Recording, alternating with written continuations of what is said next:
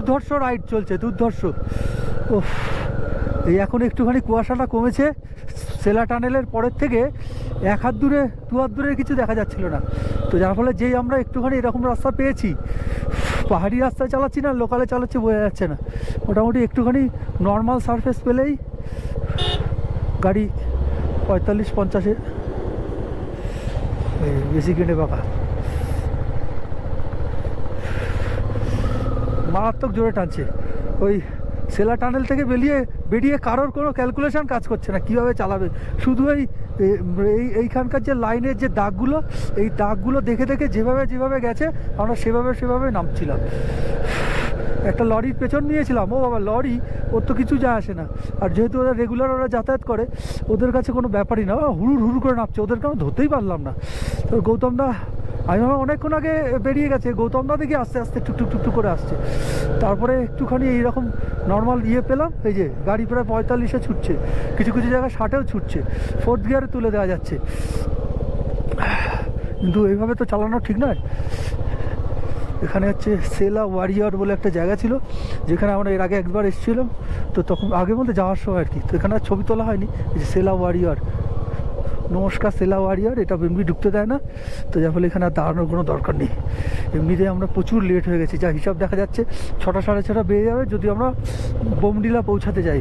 আর যদি দিরাঙে পৌঁছাতে চাই তো তার 1 ঘন্টা আগে পৌঁছে যাব। তো সেই হিসেবে দেখা যাক যেখানে পৌঁছায়। তবে একটু চায়ের দরকার আছে, না হলে হাত ফাতগুলো জমে যাচ্ছে। উফ, একটু চা লাগবে, একটু তারপরে তার সাথে আরেকটু জিনিসও লাগবে। আমি যেহেতু ছেলের সাথে রয়েছে, কিছু করা যাচ্ছে না। শরীর আমার একদম পুরো অনেক মানে ফুসফুস আমার পুরো সুস্থ হয়ে গেছে। কারণ ছেলের সাথে থাকার কারণে এই কদিন কী বলবো, কার্বন মনোক্সাইড এর থেকে অনেকটাই দূরে। হ্যাঁ, অর্থাৎ সারাদিনে 1টা কি 2টো এরকম কার্বন মনোক্সাইড শরীরে ঢুকেছে। তো যাই হোক, এই যা ঠান্ডা দিয়ে আমি নেমে আসছি, তো তারপরে এখানটা একটা মাটি ছিল স্লিভে, যে এখানকার এই যেরকম কাঁচগুলো বেশ সুন্দর দেওয়া থাকে, যার ফলে এই যে কাঁচগুলো, যার ফলে তুমি এদিক থেকে ওদিক থেকে এদিক দেখতে পাবে। এই যে নিচটা দেখলে বোঝা যাচ্ছে যে কী অবস্থা। কিন্তু ভাগ্য ভালো, মানে ঠাকুরের অশেষ কৃপা যে রাস্তা দিয়ে আমরা যে যাচ্ছি সেটা কুয়াশা। এর আগের ভিডিওটা তুললাম, এটাকে যদি এর সাথে অ্যাড করে দেওয়া যেত তাহলে বোঝা যেত যে কী পরিস্থিতি থেকে ওপর থেকে নেমে আসলাম। এবারে সেইভাবে অত ভিডিও করা হয়নি।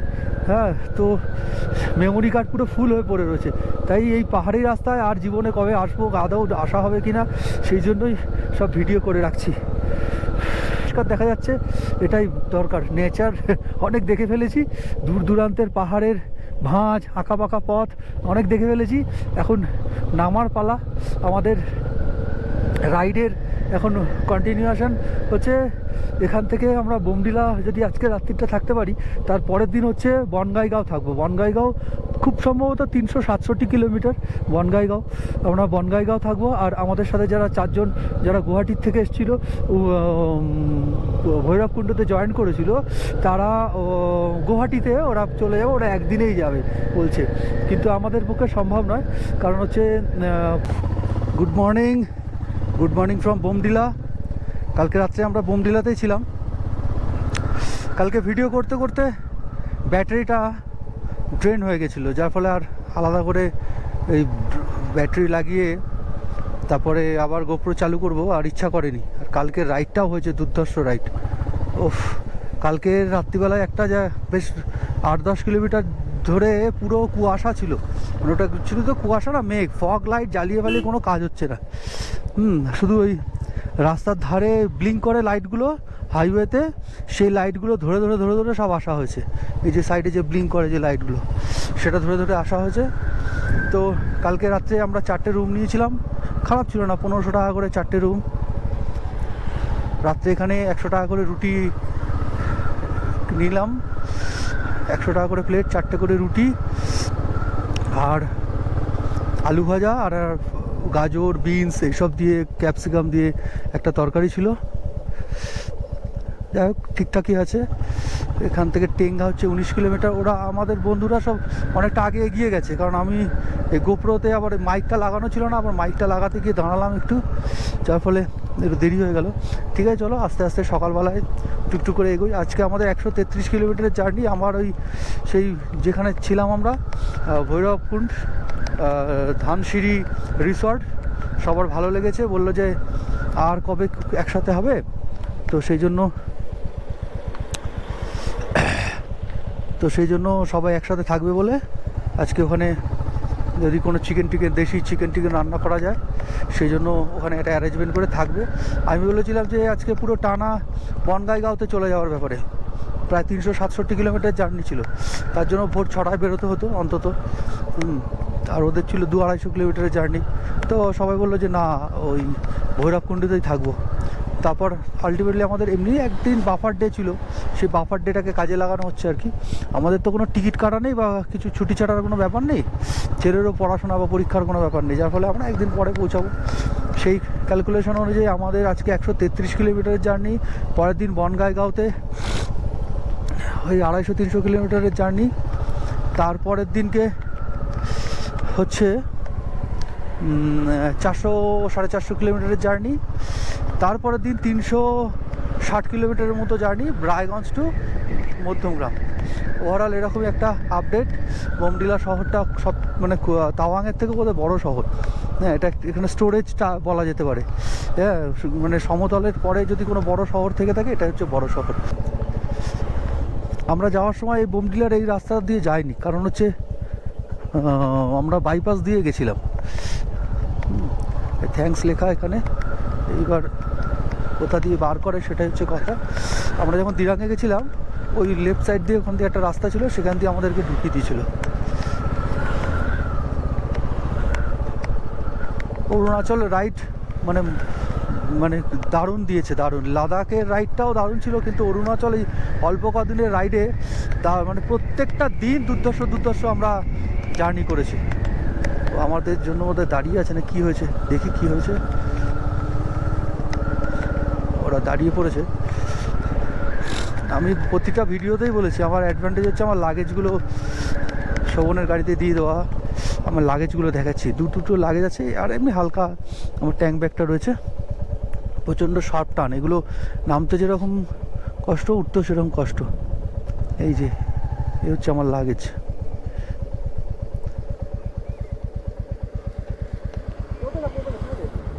পড়বে না, সাপোর্ট আছে। কি হয়েছে ওর? আচ্ছা আচ্ছা।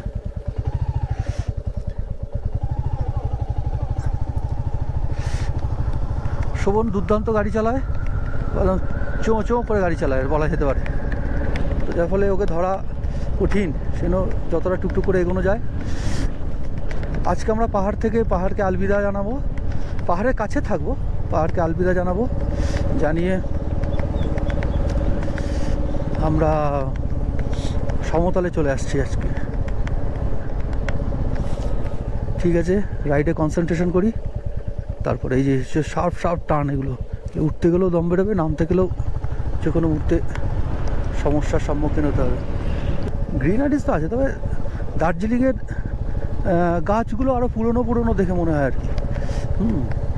তো দার্জিলিংয়ের পাহাড়ও খুব সুন্দর।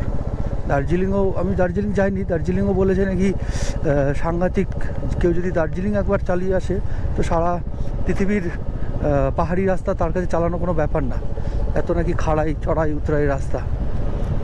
দেখি যদি সময় সুযোগ হয় একবার যাওয়া যাবে এখনই।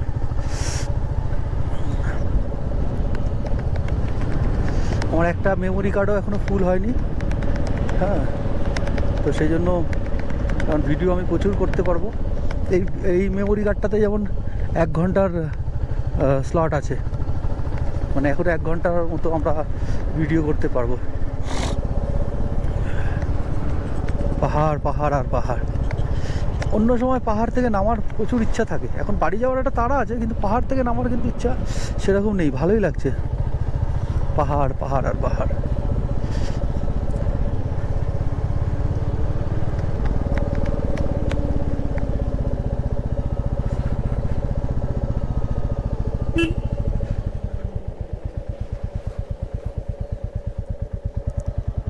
এই নিচে নামাচ্ছে, আবার উপরে তুলবে, একদম নিচে নামিয়ে দিল। মানে একটা পাহাড় থেকে, পাহাড়ের সিস্টেমই এটাই, একটা পাহাড় থেকে আর একটা পাহাড় নামাবে। কিন্তু আমি বুঝি না যে এটা যদি উঁচু উঁচু কিছু কিছু জায়গায় ব্রিজ করে দেওয়া যেত, তাহলে তো এই এত টার্ন এত কিছু লাগতো না, সময়ও লাগতো না। যেটা চেনাব ব্রিজকে করা হয়েছে, তারপরে ওখানে কাশ্মীরে সব হাইওয়েগুলোতে সব এরকম ব্রিজ ব্রিজ করে করেছে।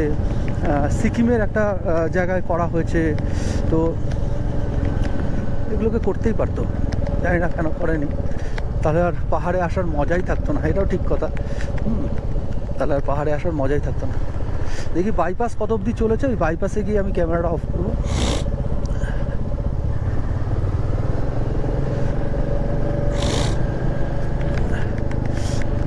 ও আর একটা কথা যেটা বলা হয়নি, এখান থেকে 41 কিলোমিটার দূরে হচ্ছে শেরগাঁও। শেরগাঁও একটা খুব ন্যাচারাল বিউটির খুব সুন্দর। তো ওই শেরগাঁওতে আমরা সকালে ব্রেকফাস্ট করব, সেরকমই চিন্তাভাবনা আছে।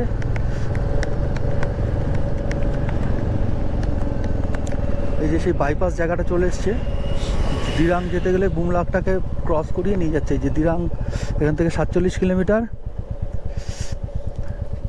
এই যে এইখান দিয়ে আমরা চলে গেছি দিরাং, সেলাপাস, জাং, তাওয়াং, এখান দিয়ে আমরা চলে গেছিলাম। হ্যাঁ, আর রাইট সাইড দিয়ে আসছি, বুমলাটাকে ওরা ক্রস করিয়েছিল, করেছে নতুন একটা রাস্তা। আচ্ছা, এখানে বেলুমু 125, তেজপুর 150, টেঙ্গা 15 কিলোমিটার। সকালবেলা পাহাড়ের দৃশ্য খুবই ভালো লাগছে।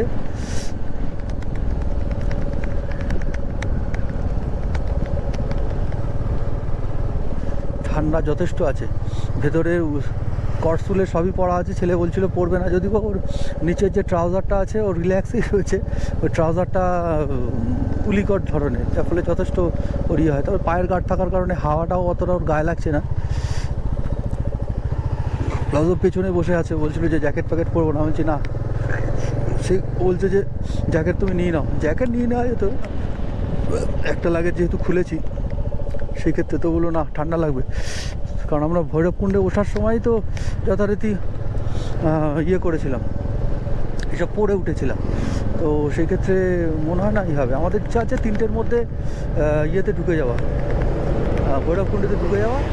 হ্যাঁ, তাতে কী হবে, আমরা বিকেলে ওখানে একটুখানি বনফায়ার করা যায় কিনা, বা দেশি মুরগির মোরগের কোনো আইটেম করা যায় কিনা। রান্নাঘরটা নিয়ে দীপক ভাই বলেছে আমি রান্না করে দেবো। আমি বললাম যে না, লাস্ট ডে তোমাকে, শেষ দিন তোমাকে করতে হবে না, ওখানে খাওয়া দাওয়া করো। বলে না না, ওরা যদি কিচেনটা আমাদেরকে দেয় তার জন্য একটা টাকা ধরে দেবো, তো আমরা তাহলে রান্না করে খেয়ে নেবো। ঠিক আছে, চলো দেখা যাক কী হয়। রাত্রে অব্দি পৌঁছানো। আমি বললাম যে তাহলে ছেলের জন্য একটু চিকেন ফ্রাইড রাইস টাইপের যদি কিছু করা যায়, কারণ ওইটা এই আইটেমটা ভালোবাসে। আর নিচে মোটামুটি যেহেতু চলে এসেছি, তাতে যদি পেটের সমস্যাও হয় তো ম্যানেজ করা যাবে। কারণ সমতলে কোনো না কোনো জায়গায় ডক্টর হসপিটাল পাওয়া যাবে। বা এখানে ধাপ চাষ হয়েছে, রোদ্দুরে, ক্যামেরার মধ্যে রোদ্দুর পড়ছে বলে বোঝা যাবে না, কিন্তু খালি চোখে যথেষ্ট ভালো দেখা যাচ্ছে।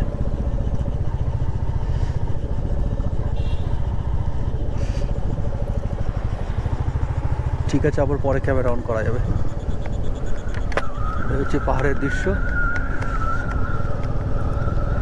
সকালবেলায় সবাই এখানে ট্রান্সপোর্ট আর হোটেল ব্যবসায় মেন, যা দেখলাম।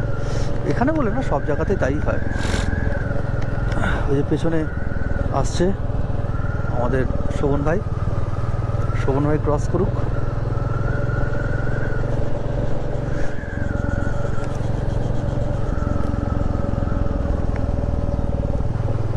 আজকে আমার পেছনে, ওর শোভনের পেছনে লাগেজটা বাঁধাটা মনে হচ্ছে একটুখানি ইয়ে হয়েছে। দেখি কোথাও দাঁড়ালে শেরগাঁওতে গিয়ে ভালো করে একটু বেঁধে বুঁধে দেবো। একটা সাইড হয়ে গেছে।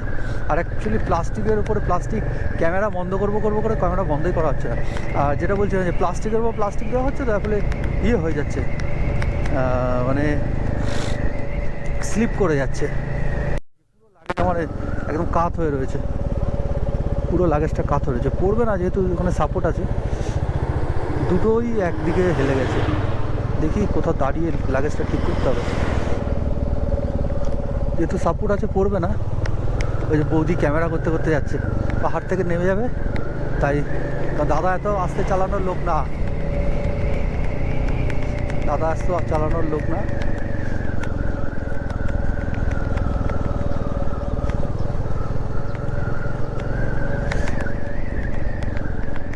সত্যি আমরা সমতলে যারা থাকি পাহাড়ে ঘুরতে আসি, কিন্তু সমতলের ওই একটু আধটুর জন্য ঠিক আছে।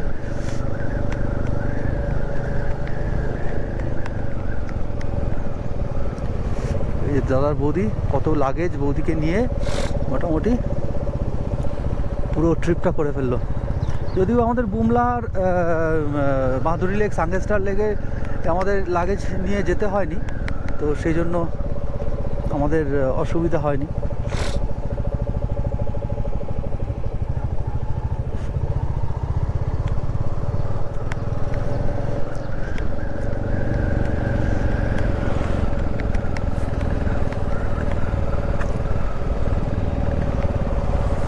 আর একদিন চলে গেল, দীপক ভাই আসছে। দাদার গাড়ির আওয়াজটা কিন্তু খ্যাচ খ্যাচ করে রয়েই গেছে, জানি না কেন।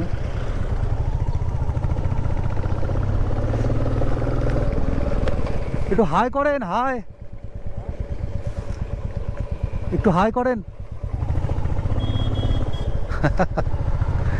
ঠিক আছে। আজকে সকালে, আজকে কত তারিখ, 12 তারিখ বোধ হয়, শনিবার হবে কি শুক্রবার, যাই হোক। তো আজকে সকালে বোমডিলা থেকে বেরিয়ে আমরা ঠিক করেছি যে শেরগাঁওতে এসে আমরা ব্রেকফাস্ট করব। সেই হিসাব অনুযায়ী যদিও 8টার সময় বেরোনোর কথা ছিল, আমরা 8:44-এ বেরিয়েছি। এই 9:47 বাজে মোটামুটি শেরগাঁওতে ঢুকে গেছি। প্রপার শেরগাঁওতে ঢুকতে ওই এখন 1 কিলোমিটার মতো বাকি। এখান থেকে শেরগাঁও স্টার্ট, এই যে শেরগাঁও 2 কিলোমিটার।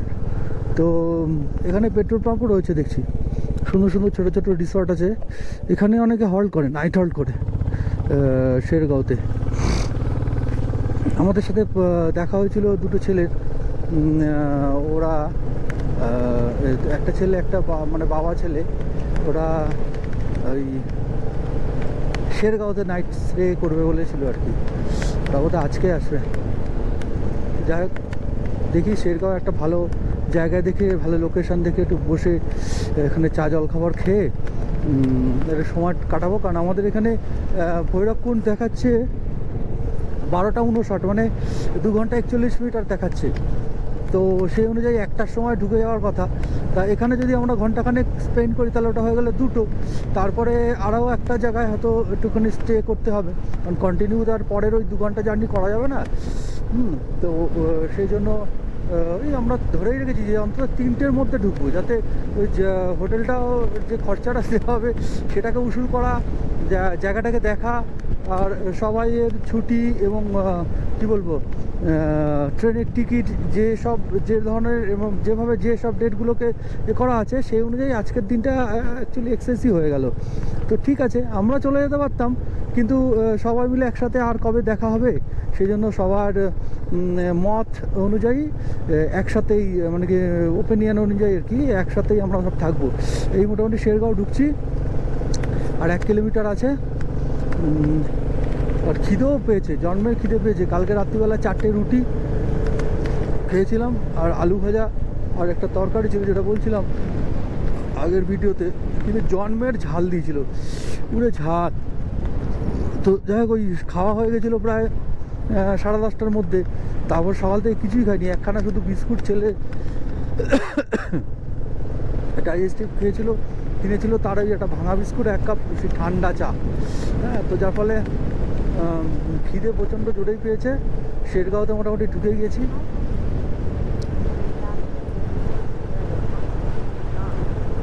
শেরগাঁও খুব সুন্দর কিছু একটা বললো। দেখি সামনে কোথাও একটা ভালো জায়গা দাঁড়িয়ে থেকে, যেখানে ব্রেকফাস্ট করার মতো জায়গা আছে, সেখানে আমরা ব্রেকফাস্ট করবো। শেরগাঁও দারুণ জায়গা, একটা সুন্দর শহর। এখানে খুব বেশি ঠান্ডা পড়ে না, শীতকালে হয়তো এখানে 6-7 ডিগ্রিতে নেমে আসে। আর তবে এখন যদি এখানে মোটামুটি যা ঠান্ডা ঠান্ডা লাগছে, তো শীতকালে ভালোই ঠান্ডা পড়ে, হয়তো 1-2-এ চলে আসে। হ্যাঁ, তো শোভন কোথায় গেল? শোভনের বাইক দেখছি না, এখানে ডবল।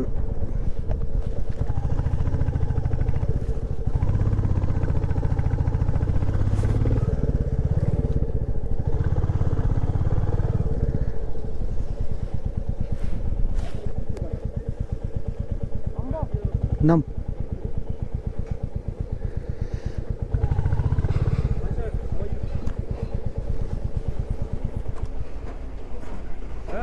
কেমন লাগলো রাইডটা? রাইডের তো আজকে শেষের পথে। রাইড আছে শেষের পথে। তাহলে আর কি সবাই যে যার মতো। হ্যাঁ, যে যার মধ্যে। সেই জন্যই তো আমরা ইয়েতে সময় কাটাবো বলে একটুখানি তাড়াতাড়ি যাচ্ছি আর কি। তাড়াতাড়ি মানে কি, ব্রেক করে দিলাম আর কি। যে যার মতো নিজেদের লাইফে বিজি হয়ে যাবে। আবার 1 বছর বাদে। আবার 1 বছর বাদে। ঠিক আছে, হ্যাঁ।